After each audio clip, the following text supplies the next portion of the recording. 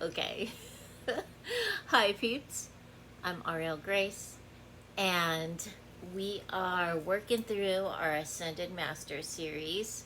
So, tonight we're talking about one of my faves, Lord Melchizedek. He's awesome. He really is. So, we're going to talk all about him. And I am I am an ordained minister under the order of Melchizedek, and I'll talk to you about that after I give you the lowdown on Melchizedek himself. And he also has a message that I wrote out for him this morning, and so um, we'll be able to, share some stories, talk about some history, and get to know Lord Melchizedek because, as I said, he's really awesome. All right. So, Melchizedek is a king and priest, both. All right. I feel like he was the only one, too. Um, so, he has no direct relation to the people of Israel. All right. He is not bound by specific laws and traditions of the Hebrew people. He's not. All right. He served as a representative of God, Most High, to all humanity. That's his job. All right. This makes him a universal and timeless figure whose priesthood transcends humans and ethnicity and religion and everything. So like he's up there. It doesn't matter what religion you are. It doesn't matter what color skin you are. All right? If you are called to be ordained under the order of Melchizedek, then go for it. And I have the link and I will share it with you as well. All right. So, Melchizedek's priesthood is eternal. And he briefly shows up here and there in the Bible. And I think in my show notes, I have all of all the places in the Bible that he appears or they're talking about him. And so tomorrow when I publish the show notes, if you're curious, you can go check it out. Okay. And it's the St. James version of the Bible. All right. So Melchizedek's story, though brief, is rich in theological significance, all right, pointing to the ultimate fulfillment of Jesus as the eternal priest and king. Now, it's according to the Christians, all right? Put that in there for you guys. All right. So it was Melchizedek who ordained Abraham, King David, and Jesus, all right, into the high priesthood of God. There is no one higher than Melchizedek. He is an Elohim. So Elohim are the angels that stand in the Creator's presence and sing his praises. Yeah. See how rockin' he is? He's pretty rockin'. All right. So the Melchizedek priesthood is the highest priesthood that incorporates all priesthoods within itself. Okay, so all priesthoods. It incorporates all priesthoods. I'm saying it a couple times because sometimes you guys go, wait, what? But I'm saying it again. Incorporates all priesthoods. Okay? All right. So it holds the right of presidency and has power and authority over all offices in the churches in all ages of the world to administer in spiritual things. You want me to say it again? I will. Okay. So, the Melchizedek priesthood holds the right of presidency first and has power and authority over all offices in the churches in all ages of the world to administer in spiritual things. Pretty cool, huh? All right. The name Melchizedek, found in the Bible, literally means king of righteousness.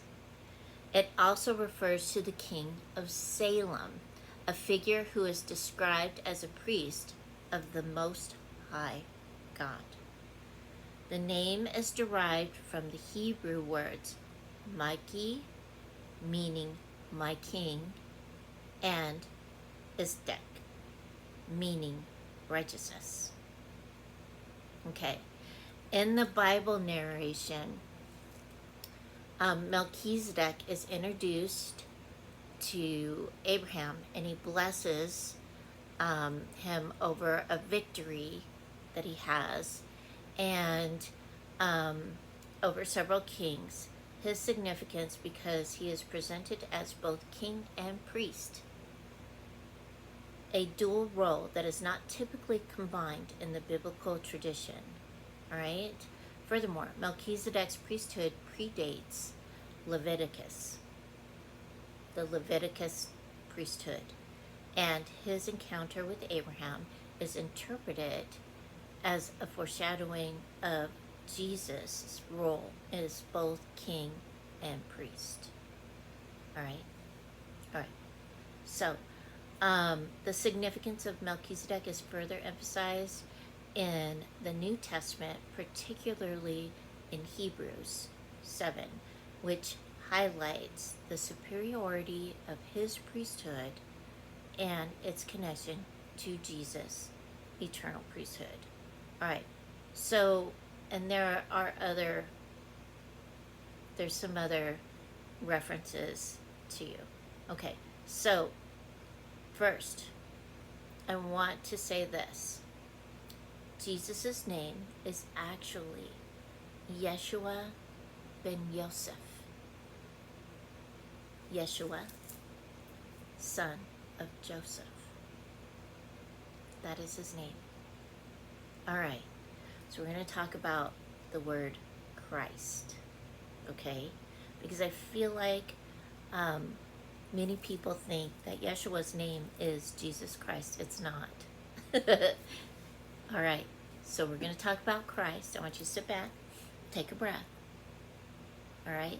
Okay, so Christ functions as a title,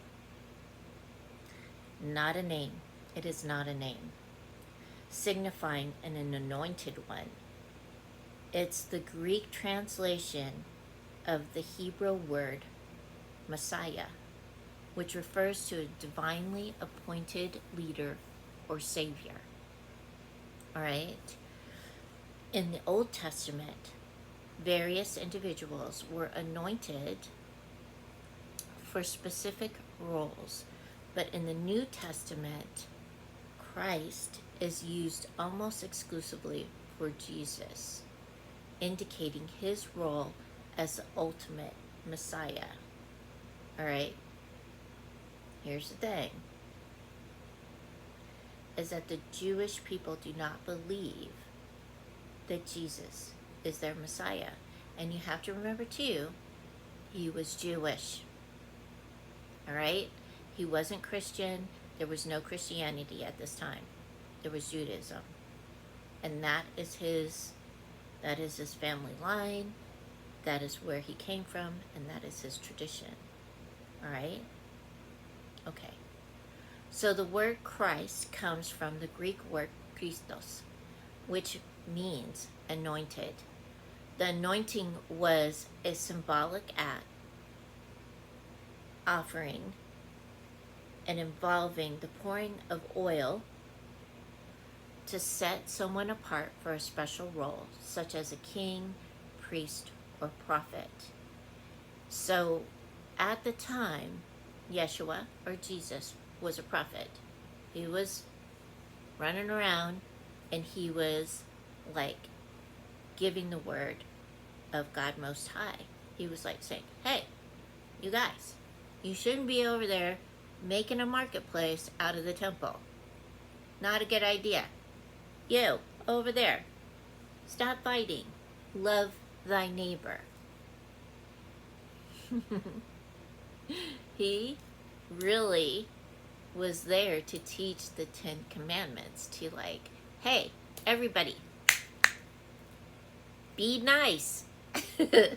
And really, that was his word. It was like, hey, why don't you try to be nice? Why don't we try to heal these people? Why don't we try to feed these people? And hey, be love, be nice. That's what he was talking about. Not about wars or battles or like the perfect land or let's go kill somebody. None of that stuff. He didn't do that. Jesus was all about love. Love thy neighbor. Honor. Honor your father and mother. Honor your wife. Honor your husband. Okay? All right. So, in Hebrew, the equivalent of Christ is Messiah. The Messiah was the promised deliverer of who would restore Israel and usher in a new era of peace and justice. So that's what they considered their Messiah. And I don't want to get into it, but there were a lot of prophets running around, and there were people, other men named Yeshua during that time as well. Okay, so we'll leave it at that. Okay, but I think I've talked about it before. I'm not sure. Anyway, so that's why Yeshua, Jesus, we call him Jesus Christ, or Jesus the Christ, or the Christed Jesus, right? Because Christ, Christos, is a title. I know some of you might freak out, but that's okay. Go ahead and freak out. It's fine. It's fine. Remember, his name is Yeshua ben Yosef. He is the son, Jesus, the son of Joseph. It's important that you remember that, right? All right. If you need to know any more about how Jesus received his divinity and how his family received his divinity and the apostles received their divinity, go start with the Council of Nicaea, 325 AD. Go research that. And then there's other ones that you may want to research as well. That way you have a better understanding of how the Christian faith was created. All right? All right. So, Lord Melchizedek, there are many sects of his priesthood here on earth. And I didn't know anything about him 30 years ago. Nothing about him. But you can read about him in the Bible, the Urantia book, and the Keys of Enoch. So those are 3 books that are very reliable sources for Lord Melchizedek, right? The Bible, the Urantia book, and the Keys of Enoch. All right. So I hadn't heard of him, and I had a friend, Mr. Bill, and you've probably heard me talk about Mr. Bill before. And that was his name, Bill, and I called him Mr. Bill. He called me Mary. I don't know why. Anyway, Bill wanted me to, he started talking to me about this Melchizedek guy, and he was like, hey, let's go get ordained. And I was like, I'm not getting ordained. Got things to do. And so, but then my other friend, Chestaneka Eagle, went and had her ordainment under the Order of Melchizedek and asked me to go with her. So I did. I went with her because I was kind of curious, this Melchizedek guy. Who the heck is he? So I sat for the ceremony of the ordainment, and I think there were about a dozen people there that night that got ordained. and including Chesanika. And when Dan Chesbro was doing the ordainment, I watched how energy fluctuated in each individual, and I was like, whoa, this is really intense, this is really deep, this is very interesting. Energetically, it looked great, and I was like, I'm glad I'm not doing this. And so when Chastanika was done, we left, and Mr. Bell came by again, and he was like, hey, I signed us up for this workshop. So we can get ordained. I'll pay for it. Don't worry about it. I'm like, I still haven't decided if I wanted to do that. He's like, here's a book. So he gave me the Urantia book. I started reading it. I'm not a Urantia book fan because it's too much. It's like reading the Bible. I fall asleep. And so I was like, okay, yeah. I tried reading it every night and I would just fall asleep. Anyway, we were out and about, and more people came up and started talking to me about Lord Melchizedek. Okay, so if you never heard his name before, this is the first time you're hearing it, you may start to hear it more, especially if you're going to be an ordained minister. So a lot of people talking to me, and I was just listening to him, and I'm thinking to myself, well, is this a hint? So I got through doing what I was doing, and I came back into town, and he was like, okay, so we're going to go get ordained? Yes, Bill, let's go get ordained. So I did. I went and received the ordainment, and it was really cool. And what I learned is exactly what I said to you. And what I liked about the priesthood is that there is no right or wrong. Mostly what is taught is that we are here on earth and we need to shine our light. Shine as bright as we can. Be the best people that we can. Be kind, compassionate, loving, understanding, and use our wisdom to assist others. And it doesn't matter how big or small these ways are, as long as we are doing that, right? And so I try to stick with that too.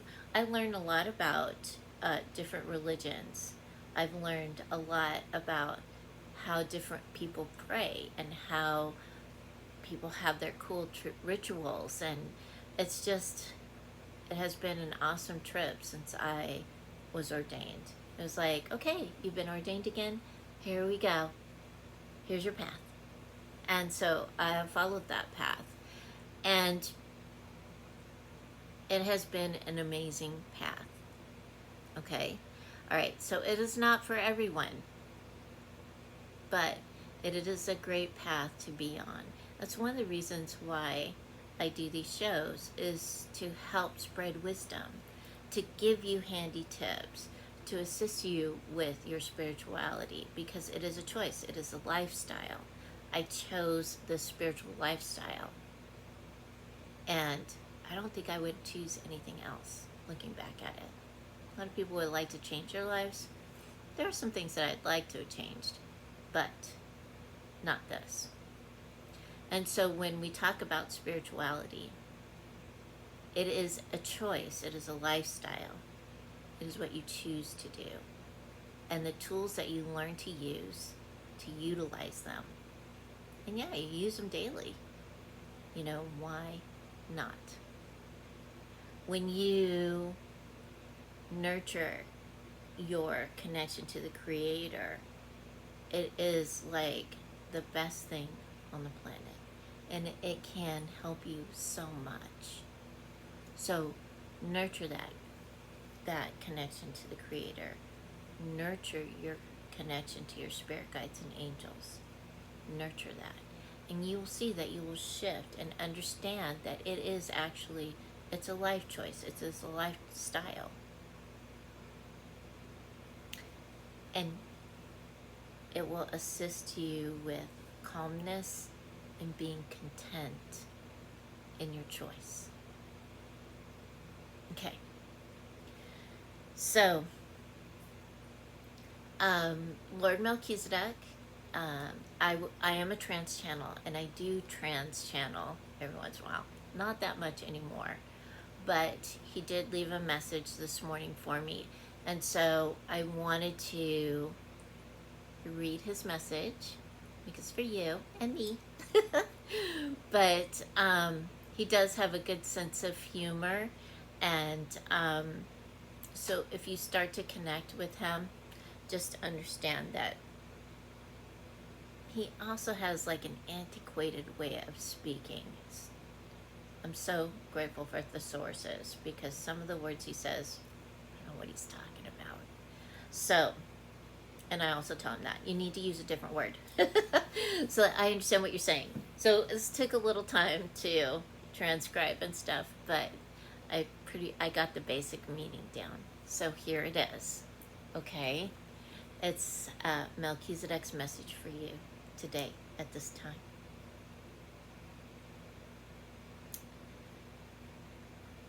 Okay.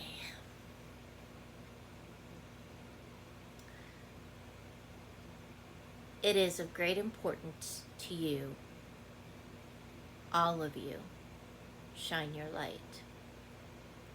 What we mean by this is to celebrate your uniqueness, your wondrousness. Celebrate your lives, this precious time you have with your friends, family, and loved ones.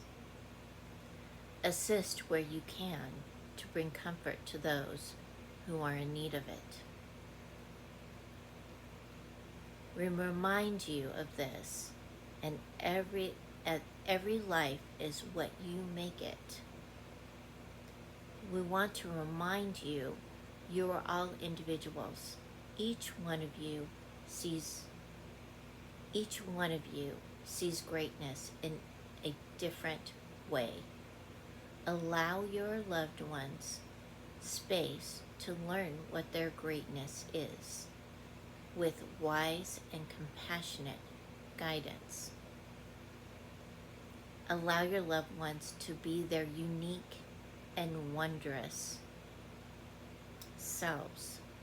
That is what all of you here on this planet, Earth, are here to learn, comprehend, and be. We, the Ascended Masters and Celestials, are here to guide you, to remind you, you are never alone on any of your journeys. All you have to do is ask, and we shall assist. Be the light. Shine bright, not only for others, but yourself. You will find as you do this, your life will be better for this practice. Okay. All right. So, remember that the Ascended Masters are those beings who have transcended, who have moved forward, who have seen that being on earth is very temporary, and it is filled with lots of lessons. It is filled with so much. So, make sure to be you. And that's what Lord Melchizedek has always told me too. Be yourself, you're fine. Write this, write it in your own way. It'll be fine.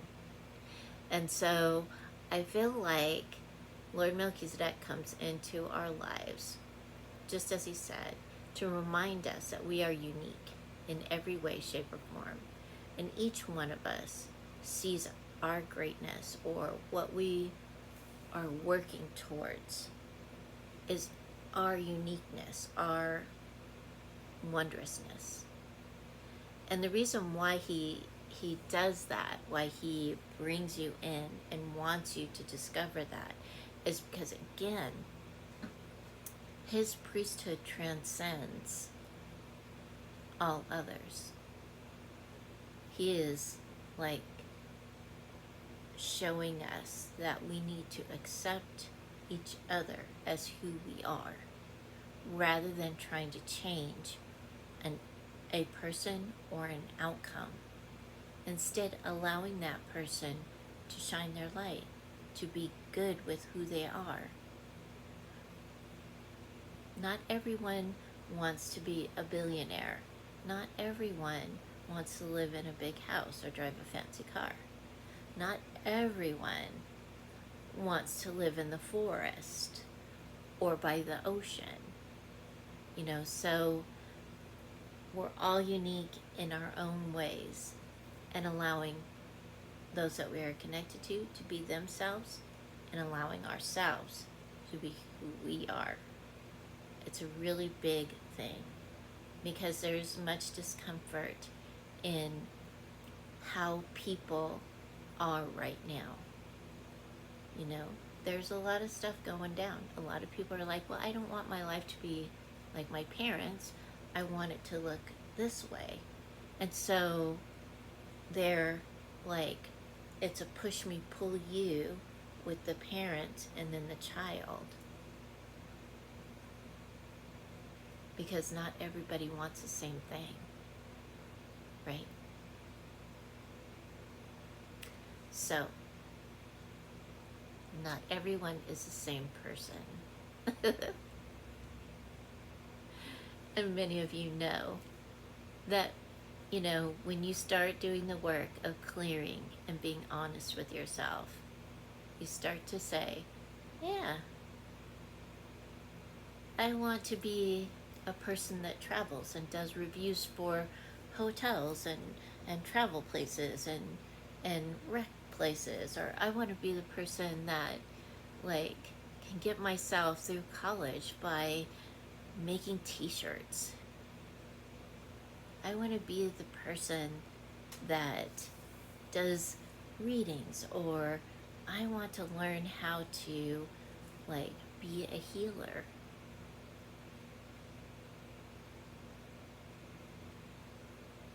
What do you truly want in your heart of hearts to do, to explore? That is what Lord Melchizedek's message is. Who are you, and what do you want? All right. So that is Lord Melchizedek. I hope you enjoyed this video. Some of you have really enjoyed these, and I am very grateful for that. If you are looking to, or if you're interested in being a Melchizedek priest, you can go to danielchesbrough.com. He's the man that ordained me, and so I'm going to be leaving it in the show notes so that you can click on the link and go check out his website, check his calendar, and see if you resonate with him. All right? Okay. So, have a wonderful week. Stay safe, and keep your heart open and align with the energy of love. I'll see you next week. Bye.